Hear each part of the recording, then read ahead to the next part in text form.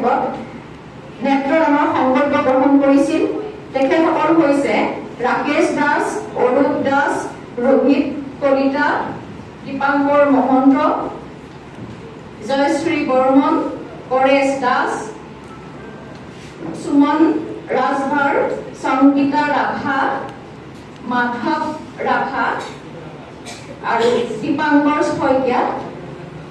সংগীতা ৰাভাক আমি অকণমান আগবাঢ়ি আহিবলৈ অনুৰোধ জনাইছো আৰু সংগীতা ৰাভাৰ চাৰ্টিফিকেটখন আহি নিজ হাতে প্ৰদান কৰিবৰ কাৰণে আমি অনুৰোধ জনাইছো আৰু চাৰ্টিফিকেটখন প্ৰদান কৰিব আমাৰ প্ৰফুল্ল শইকীয়া ছাৰে। তেখেতে গুৱাহাটী মেডিকেল কলেজ আই বেংকত আই ডনেশ্যন প্লেচ কৰিছে। তেখেতক আজি চাৰ্টিফিকেট আৰু যিটো তেখেতে তেওঁলোকক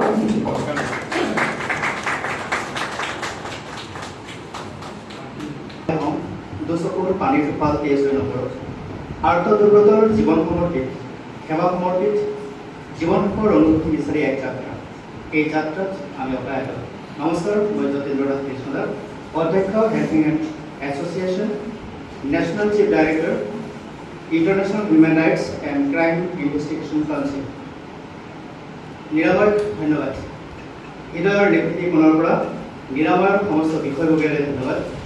ধন্যবাদ আজি উপস্থিত শুভচিন্তক পবিত্ৰ আত্মাসকলক আৰু আমাৰ এই পবিত্ৰ মঞ্চত উপস্থিত বিশেষভাৱে জনজীৱনক অনুপ্ৰাণিত কৰি জনসেৱাৰ মাজেৰে জন্ম আৰু জীৱনক ধন্য কৰাৰ পথেৰে নিজৰ শৰীৰৰ তেজৰ লগতে মূল্যৱান সময় দান কৰি জনসমাজক উপকৃত কৰা মহান আত্মাসকল। বেছি কথা নকম, কেইটামান কথাই কম। সৰ্বে সন্তু নিৰাময়া, অৰ্থাৎ পৃথিৱীত সকলোৱে নিৰোগী হওক। আৰু তাৰে এটা শব্দ নিৰাময়া, নিৰাময়ৰ অসমীয়া নিৰাময়।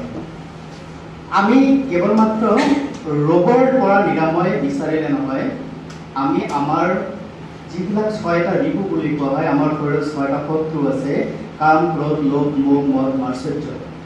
এই 6টাৰ পৰা আমি নিজৰ আত্মাক নিৰাময় কৰি ৰাখিব লাগে, আমাৰ মনক নিৰাময় কৰি ৰাখিব লাগে। তেতিয়াহে হয়তো প্ৰকৃততে আমি নিৰাময় হ'ব পাৰিম। আমি হেল্পিং হেণ্ড এছ'চিয়েশ্যন ক'ভিড ভৰপক সময়ত গঢ়ি তুলিছিলোঁ। এটা বেনাৰ লাগে সমাজৰ কাম কৰিবলৈ, তেতিয়াহে হেনো মানুহ চিনি পায়, মানুহৰ সৈতে চিনাকি হয়। নেজানো, কথা এষাৰ আছে যে কৰ্মই যেতিয়া পৰিচয় হয় তাত নামৰ প্ৰয়োজন নহয়, তাত বেনাৰৰ প্ৰয়োজন নহয়। কিন্তু সময় আৰু পৰিস্থিতিয়ে কেতিয়াবা মানুহক সেই পথলৈকে লৈ যাবলৈ বাধ্য কৰায়। অৰ্থাৎ name and fame is very important নাও এ ডেজ। আৰু তেনেধৰণে আমি গঢ়ি তুলিলোঁ আৰু আমি আজি সুদীৰ্ঘ 19 চনৰ পৰা 2025 চনলৈ কাম কৰি আছোঁ। আজি বাইদেৱে যেনেকৈ তেখেতে নিজৰ পাৰ্চত 2টা কাৰ্ড লৈ ফুৰিছে, এটা হৈছে আই ডনেশ্যন কাৰ্ড আৰু এটা হৈছে বডি অৰ্গেন ডনেশ্যন কাৰ্ড। ঠিক একেদৰে ময়ো মোৰ চকু আৰু মোৰ শৰীৰৰ সমস্ত অংগ মেডিকেল চায়েন্সত ডনেট কৰিলোঁ আজি প্ৰায় 6 মাহমান হ'ল। আৰু ইয়াৰ কাৰণে মই ধন্যবাদ প্ৰদান কৰিম আমাৰ GFCSৰ আমাৰ ব্লাড বেংক আই বেংকত কাম কৰা হীৰক শৰ্মা, হীৰকজ্যোতি শৰ্মা। তেখেতে এই ক্ষেত্ৰত যথেষ্টখিনি কাম কৰিছে আৰু ইতিমধ্যে হেল্পিং হেণ্ড এছ'চিয়েশ্যনৰ প্ৰায় 25গৰাকী ব্যক্তিয়ে আই ডনেট কৰিছে। আৰু আজি যেতিয়া মই আহিছিলোঁ, হীৰকৰ লগত মই বহুবাৰ কথা পাতিছিলোঁ, কুকুৰৰ লগত কথা পাতিছিলোঁ, আহিবলৈ সময় নিদিলে বিভিন্ন ব্যস্ততাৰ কাৰণে। আজি মই হীৰকক কৈছোঁ যে 10জনৰ মই লিষ্ট পঠাই দিছোঁ, এই 10জনৰ তুমি প্লেচ কাৰ্ড ৰেডি কৰা, তাৰ হাৰ্ড কপি মোৰ তাত আছে, মই জমা দিম। আৰু থেংক ইউ কুশল এণ্ড হীৰক, তেখেতসকলে সেই প্লেচ কাৰ্ডখিনি লৈ আনিছে আৰু আজি মোৰ হাতত অৰ্পণ কৰিছে। নিশ্চয়কৈ মই এটা সৰু অনুষ্ঠান কৰিম আমাৰ হেল্পিং হেণ্ডৰ অফিচত আৰু তেখেতসকলক মাতি এই প্লেচ কাৰ্ড তেওঁলোকক অৰ্পণ কৰা হ'ব। আচলতে এইটো হৈছে এটা জীৱনৰ জীয়াই থকাৰ পথত কিবা এটা ভাল কাম কৰি ভাল কামেৰে জীৱনটোক প্ৰশংসিত কৰা।